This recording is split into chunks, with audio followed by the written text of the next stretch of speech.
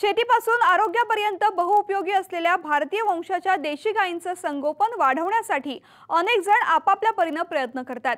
लातूर जिल्ह्यातील औसा कृषी उत्पन्न बाजार समितीनेही याच उद्देशाने संकरित गायीऐवजी दूध देणाऱ्या वंशाच्या गीर गाई बैलांचा आठवडी बाजार भरवण्यास सुरुवात केली आहे।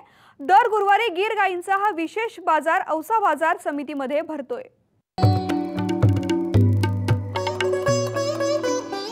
भारतीय वंशाच्या देशी गायींचं शेती तसंच आरोग्यातलं महत्त्व हळूहळू शेतकरी तसंच शहरी नागरिकांच्या लक्षात येऊ लागलंय। त्यामुळे देशी गायीच्या दुधाला, तुपाला तसंच अन्य पदार्थांना मोठी मागणी वाढतीये। यामध्ये आरोग्याबरोबर खूप मोठं अर्थकारण दडलंय।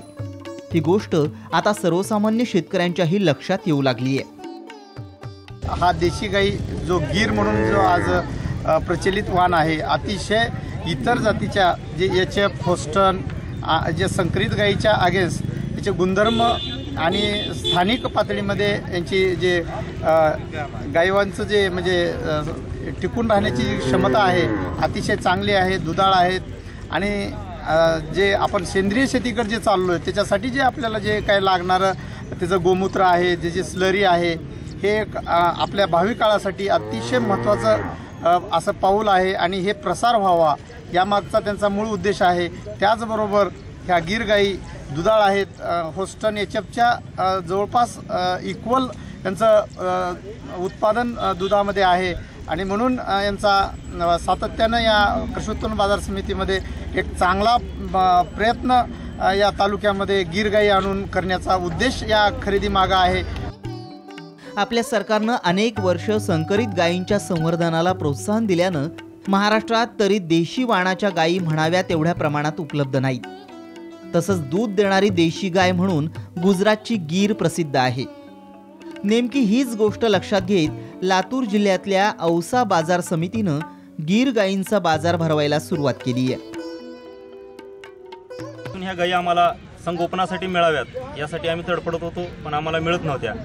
मग ह्या गायी ज्या वेळेला आम्हाला इथं आहेत म्हणून कळालं त्यावेळेला आम्हाला खूप आनंद झाला, कारण दुधाळ जनावरांमध्ये, जवार जनावरांमध्ये सर्वात जास्त दूध देणारी, सर्वात जास्त प्रोटीन्स असणारी गाय जी संकरित गायीच्या बरोबरीने दूध देईल अशी ही गीर गाय आहे।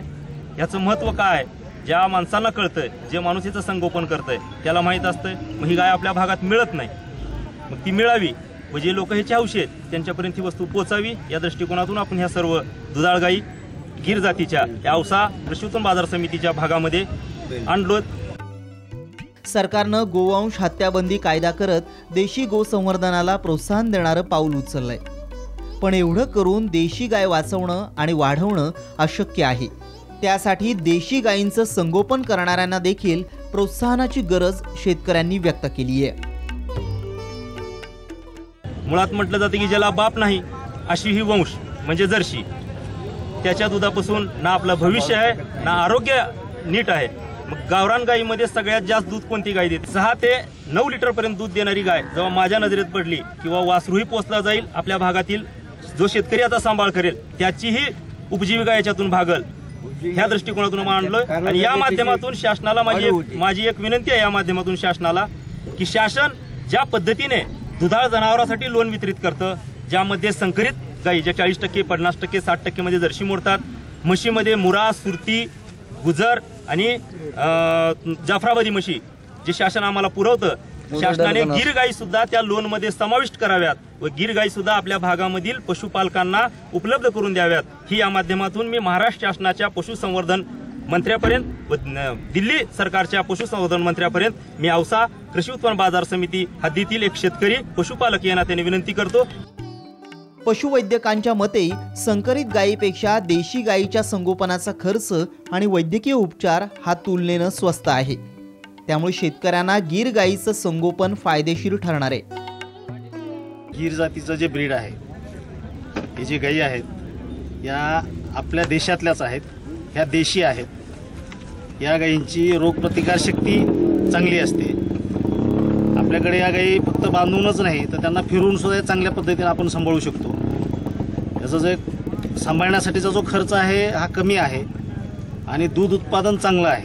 याचा जो मुख्य उद्देश गीर जातीचा आहे तो ह्या दुधाळ गायी आहेत। त्याच्यामुळे आपण 20 लिटरपर्यंत या गायींचं दूध घेऊ शकतो. जसं आपल्याकडं संकरित होस्टेन किंवा संकरित जर्सी गाय आपण बऱ्याच वेळा सांभाळून पाहिल्या, 60-60 हजार रुपये 70-70 हजार रुपये देऊन आपण त्या गायी खरेदी करतो. परंतु त्यापासून आपण त्यांच्या क्षमतेइतकं दूध आजही नाही मिळवू शकलो. आपल्या वातावरणामध्ये त्यांना बऱ्याचशा त्या संकरित गायी ह्या आजारी पडू शकतात. परंतु या आपल्या देशीच हे आपली जात असल्यामुळे त्यांना आजाराचं प्रमाण बिलकुल नाही आहे. वांजपणाचं प्रमाण पण या गायीमध्ये कमी आहे. जर आपण संकरित गायींना जेवढं खर्च करून आपण दूध काढण्याचा प्रयत्न करतो तेवढा जर खर्च यांना केला तर निश्चित त्यापेक्षा 1.25 पट 1.5 पटीमध्ये आपल्याला उत्पन्न जास्त मिळू शकतं. औसा कृषी उत्पन्न बाजार समितीनं गीर गायींचा खुला बाजार भरवण्याचा राज्यातला पहिलाच प्रयत्न केलाय. दर गुरुवारी हा बाजार भरतोय.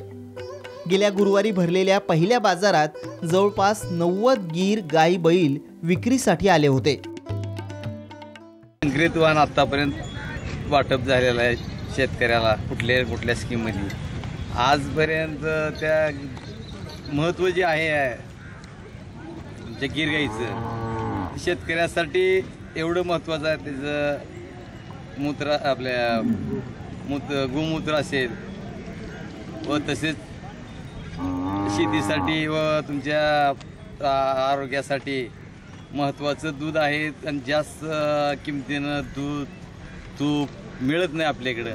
आणि आज आहे त्या सरकारला आमची विनंती आहे की बाबा शेतकऱ्याला सध्या गीर गाई देण्यासाठी प्रोत्साहन द्यावं.